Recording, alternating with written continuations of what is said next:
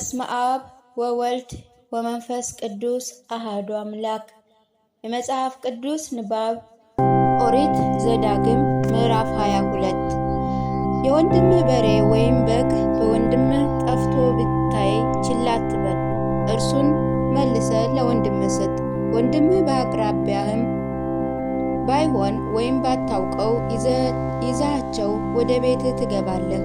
ወንድምህ እስኪሻቸው ድረስ በአንተ ዘንድ ይቀመጣሉ፣ ለእርሱ ትመልሳለህ።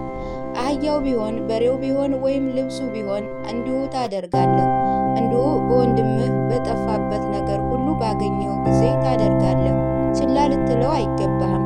የወንድምህ አህያ ወይ በሬ በመንገድ ወድቆ ብታይ ችላ አትበላቸው፣ ነገር ግን ከእርሱ ጋር ሆነህ አነሳሳው።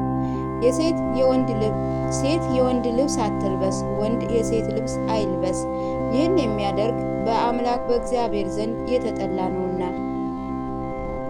በመንገድ በማናቸውም ዛፍ ላይ ወይም በመሬት ላይ ከጫጭቶችና ከእንቁላል ጋር እናቲቱ በነዚያ ላይ ተቀምጣ የወፍ ጎጆ ብታገኝ እናቲቱን ከጫጭቶቿ ጋር ትውሰድ።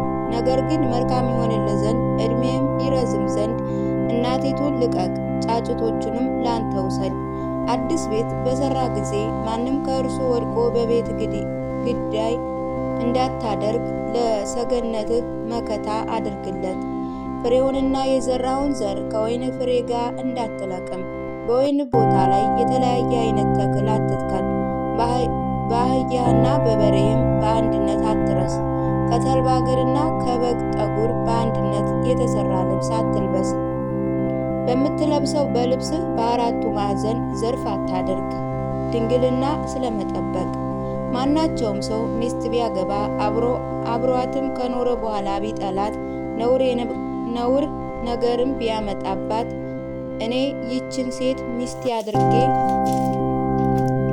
አገባታለሁ፣ በደረሰባት ጊዜ ድንግልናዋን አላገኘሁባትም ብሎ ክፉ ስም ቢያወጣባት የብላቴናይቱ አባትና እናት የልጃቸውን የድንግልና ልብስ ወስደው በበሩ አደባባይ ወደ ተቀመጠ ወደ ከተማ ሽማግሌዎች ያምጡት። የብላቴናይቱ አባት ሽማግሌዎችን እኔ ለዚህ ሰው ልጅ ዳርኳት፣ እርሱም ጠላት፣ እነሆ በልጅህ ድንግልና አላገኘሁባትም ብሎ የነውር ነገር አወራባት።